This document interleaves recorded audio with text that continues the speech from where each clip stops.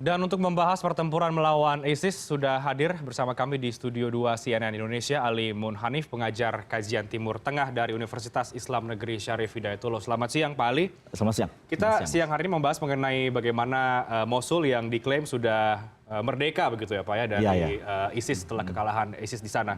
Kalau dari kacamata Anda Pak Ali, melihat ini, melihat kemudian Mosul yang dikatakan sudah bebas dari ISIS, apakah ini menandakan bahwa invasi ISIS di Irak Timur khususnya, Tengah, Timur Tengah, apakah sudah betul-betul berakhir, Pak?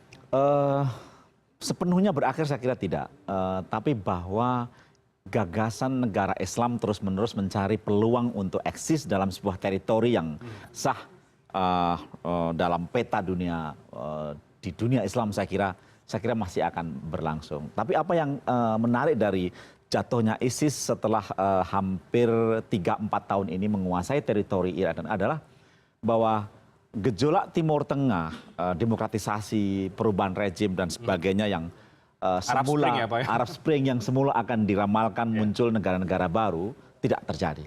Itu berarti bahwa Timur Tengah dari segi geografis dan teritorial menjadi status quo. Dan harus kita akui bahwa warisan batas-batas negara pasca Perang Dunia Kedua tetap aja berlangsung.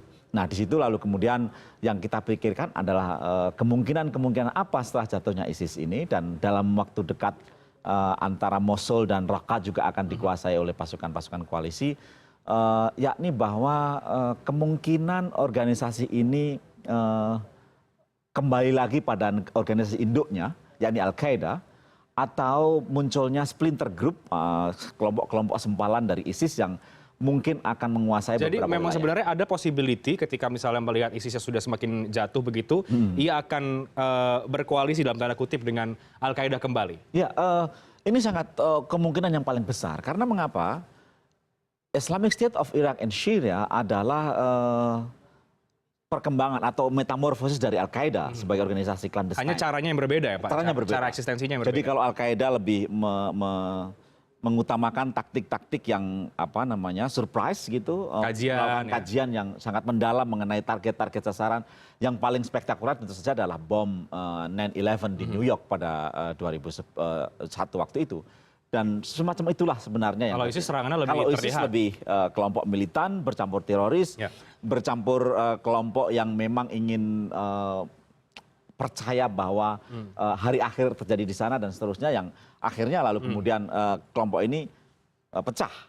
Nah, tokoh-tokoh seperti Ayman Az-Zawahiri yang menjadi tokoh Al-Qaeda pada masa Osama bin Laden yang terbunuh, lalu kemudian Muhammad Atif dari Afghanistan merasa tidak setuju dengan ini, lalu kemudian mereka mendeklarasikan pecah.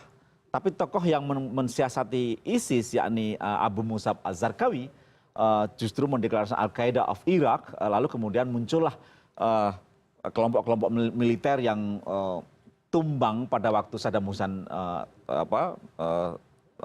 rejimnya kolaps, itu bergabung dengan Al-Qaeda di Irak itu, lalu muncullah itu ISIS. Ya, kemungkinan ini kemudian diperkuat dengan misalnya ada informasi bahwa pemimpin ISIS sendiri Al-Baghdadi sudah tewas begitu Pak. Di situ uniknya ISIS. Jadi organisasi Islam yang sangat teroris begini, anarkis begini, perlu mempunyai seorang pemimpin yang harismatik, knowledgeable dalam bidang agama, dianggap sebagai bagian dari keturunan Rasul dan seterusnya, maka dia akan terus-menerus mencari pemimpin. Dan pada tingkat itu, ISIS sangat punya potensi untuk kembali bergabung dengan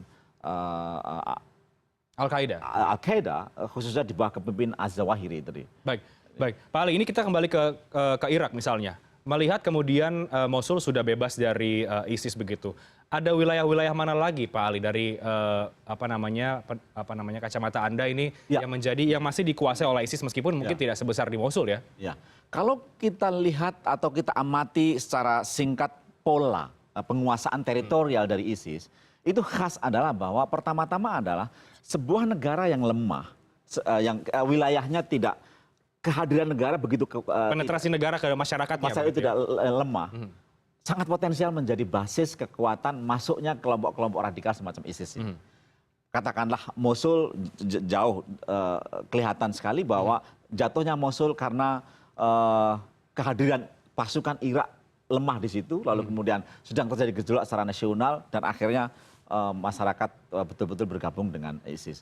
Begitu juga di Raqqa, kita tahu persis Syria mengalami demokratisasi yang tak pernah berhasil tumbuh sebagai sebuah kekuatan yang kuat secara demokratis, tapi negara juga secara ideologis menganut ideologi Syiah begitu, maka ideologi Sunni radikal masuk ISIS masuk. Begitu juga di utara Syria, khususnya di wilayah-wilayah utara Mesir, wilayah-wilayah seperti Suez dan seterusnya, itu juga jatuh karena semata-mata karena negara lemah.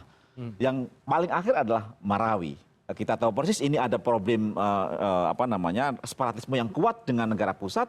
Begitu lemah negara hadir di daerah Marawi dan Mindanao dan akhirnya ISIS masuk. Pada tingkat itulah sebenarnya yang harus kita amati adalah secara potensial jika sebuah negara itu lemah dari sisi kehadiran dalam masyarakatnya, maka potensial ISIS secara ideologis mempengaruhi. Oke, sebelum nanti kita bahas mengenai bagaimana kemudian penetrasi negara dan juga ISIS yang bisa merambah ke wilayah yang lain. Khususnya Asia Tenggara. Khususnya Asia Tenggara, Pak Ali. Melihat kemudian perkembangan di Mosul, bagaimana kemudian ISIS sendiri di Timur Tengah secara keseluruhan, Pak Ali? Karena kan kalau kita bicara mengenai ISIS juga, ada di Raqqa juga kan yang diklaim sebagai ibu kota kekhalifahannya begitu kan. Apalagi di Raqqa, di Suriah, beda lagi konflik kepentingannya. Apakah kemudian ini juga bisa ditumpas di sana? Sangat mungkin ditumpas.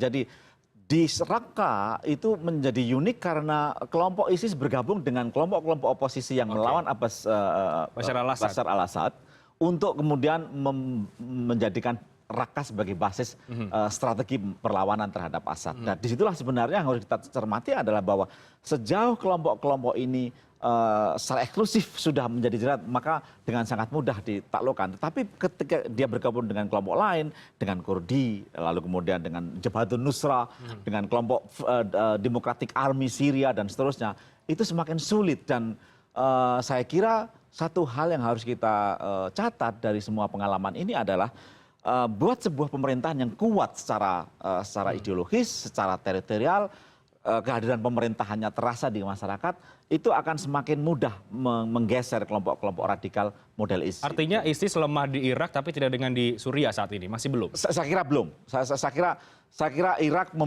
di Syria membutuhkan waktu lebih lama untuk proses penaklukannya. Meskipun kita dengar dari Rusia misalnya mengklaim bahwa Raqqa semakin lama semakin dikuasai oleh pasukan Bashar Assad, tetapi tampaknya karena berbagai kelompok kepentingan yang muncul di Raqqa, termasuk kelompok Jabhatun Nusra, lalu kemudian Free Syrian Army, itu menyulitkan Bashar Assad dan juga negara-negara yang ingin membantu untuk menghabisi ISIS, lalu kemudian sulit untuk ditaklukkan secara total. Tapi dalam bayangan saya, seandainya stabilisasi rezim di Timur Tengah mulai terjadi, Syria, lalu kemudian Libya, sekarang Libya juga kemasukan ISIS, lalu kemudian juga Qatar dan seterusnya itu semakin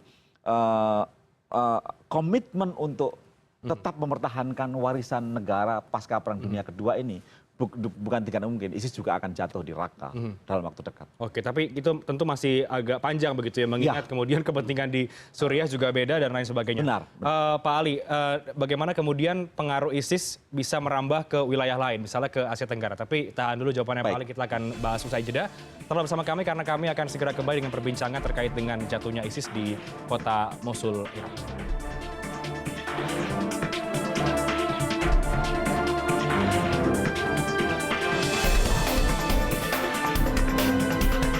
Dan untuk membahas lebih lanjut bagaimana pengaruh ISIS di Asia Tenggara, kita masih bersama dengan Pak Ali Munhanif, peneliti senior dari PPIM UIN Jakarta. Pak Ali, tadi kita lihat secara nyata bahwa memang masyarakat Indonesia banyak juga yang ke sana. Apakah memang ini sebuah ancaman ya, bahwa wilayah Southeast Asia ini, Asia Tenggara ini memang betul-betul bisa menjadi markas baru ISIS begitu untuk wilayah Asia?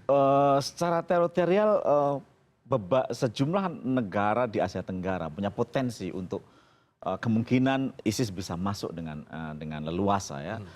Katakanlah di Myanmar ada konflik dengan Rohingya misalnya, itu teori-teori semacam itulah. Nah, tapi dari segi rakyatnya memang tidak khas Asia Tenggara. Hampir dunia Islam mempunyai problem tentang usaha menyelesaikan ideologi negara Islam yang masing-masing negara mempunyai variasi, tapi sejauh dia menjadi radikal, disitulah sebenarnya potensi ISIS terjadi. Nah, apa yang kita lihat dari coverage yang dilakukan oleh CNN Indonesia tadi itu kan kelihatan sekali bahwa mereka tertarik bergabung dengan ISIS semata-mata karena propaganda ideologisnya, janji-janji kerja, lalu kemudian keinginan menerjemahkan sejumlah jihad dan seterusnya yang menjadi semacam motivasi, landasan motivasi untuk orang-orang Muslim yang tidak tahu agama bergabung dengan mudah pada ISIS. Nah, pada tingkat itulah sebenarnya apa yang harus kita cermati dari ini adalah bahwa kita harus terus-menerus memberi peluang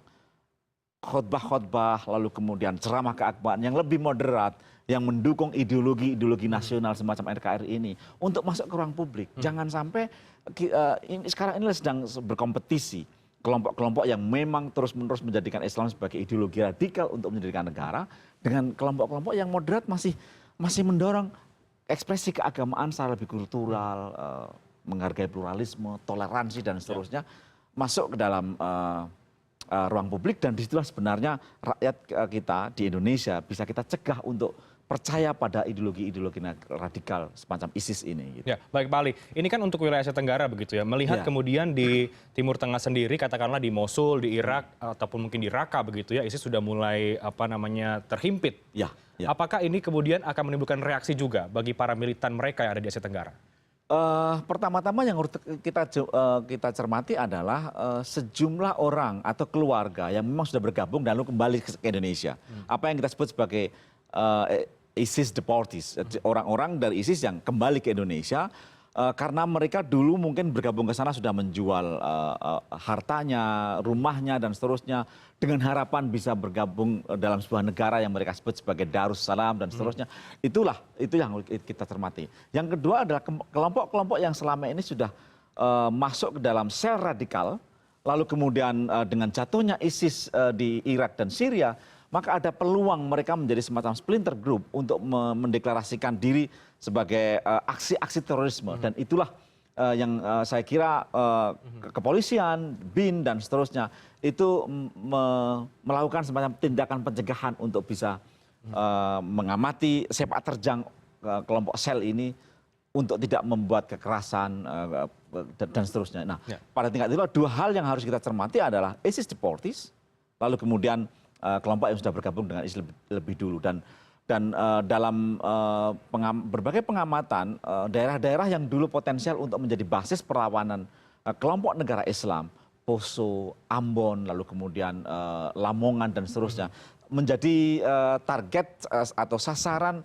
untuk terus-menerus dicermati bagaimana mereka harus kita prioritaskan untuk dilakukan deradikalisasi, program-program yang mendorong mereka menjadi lebih moderat, percaya pada aparatus pemerintahan, kepolisian dan seterusnya, NKRI, Pancasila dan seterusnya. Nah, di situ saya kira memang harus ada semacam strategi yang lebih sinergis, kelompok-kelompok yang melakukan deradikalisasi, BNPT, NGO dan seterusnya yang harus kita dorong. Itu yang kemudian harus terjadi di Indonesia terkait untuk menangkal ideologi-ideologi ISIS yang sudah semakin menginvasi begitu ya, ke wilayah Indonesia dan juga Asia Tenggara. Apa yang kemudian tadi siang juga dilakukan oleh Menko Polhukam misalnya, Pak Ali, dengan menerbitkan perpu begitu oleh Presiden untuk membubarkan, pembekuan organisasi atau ormas yang dianggap radikal. Apakah ini juga Anda nilai satu hal yang cukup baik ataupun tepat dari pemerintah untuk bisa penetrasi bagaimana pemerintah ke masyarakat? Harus kita akui ini kebijakan yang tepat dalam pengertian momennya tepat, langkah-langkah yang diambil oleh pemerintah dari segi hukum dan juga dari segi politik juga mempunyai nilai yang sangat bagus untuk mendorong NKRI sebagai basis ideologi yang kita punya dan Pancasila itu semakin kokoh dipercaya masyarakat dan bebas dari gangguan organisasi radikal. Apa yang harus kita cermati adalah pasca pembubaran ini. Jadi Perpu pembubaran Hizbut Tahrir Indonesia yang sudah diterbitkan oleh pemerintah dalam hal ini Menko Polhukam harus diikuti dan ditindaklanjuti dengan bagaimana orang-orang yang dulu bergabung dengan HTI dan ke arah mana mereka dirangkul akan. kembali begitu ya. Disitulah sebenarnya yang entah dalam tingkat kampus, program-program ekonomi yang baik, memberi penjelasan tentang aset organisasi yang harus sehingga dan seterusnya. mereka tidak merasa termarginalkan begitu. Tidak termarginalkan karena harus kita akui ya, ide negara Islam itu secara normatif, saya katakan sekali lagi secara normatif mempunyai koneksi yang sangat panjang dengan negara ini. Kelompok-kelompok civil society, kelompok-kelompok gerakan Islam dan seterusnya mungkin share mempunyai semangat yang sama. Tetapi bagaimana mencapai itu berbeda-beda. Disitulah sebenarnya pemerintah harus pandai-pandai mana yang radikal, mana yang moderat. Baik. Yang moderat akan terus-menerus kita dorong untuk masuk ke dalam, terlibat dengan gerakan-gerakan deradikalisasi, NU, Muhammadiyah, Persis dan seterusnya. Tetapi yang radikal harus kita selesaikan baik secara pencegahan, hukum dan sebagainya, juga penindakan. Oke, baik. Pak Ali, terakhir singkat saja, seberapa besar ancaman pengaruh ISIS di Indonesia? Secara teritorial tidak ada. Jadi hampir semua kewilayahan Indonesia dengan kehadiran pemerintah semakin lama semakin meringsek ke dalam teritori Indonesia yang jauh sekalipun, itu kecil sekali. Tetapi secara ideologis memang besar. Mengapa? Karena di ruang publik banyak sekali ahli agama dan juga para ulama yang seringkali menafsirkan berbagai peristiwa-peristiwa politik itu dekat-dekat dengan radikalisme dan itu potensial untuk kalau orang kecewa secara politik, kecewa secara personal, secara kultural, kemudian dikaitkan dengan agama. Ya. Nah, lalu di situ sangat potensi. Baik, terima kasih Pak Ali Munhanif untuk berbagi bersama kami di Newsdesk pada sore hari ini. Tentu kita berharap ini semua dilakukan pemerintah bisa untuk meradikalisasi ancaman-ancaman dari luar, apalagi terkait dengan ISIS. Terima kasih Pak Ali.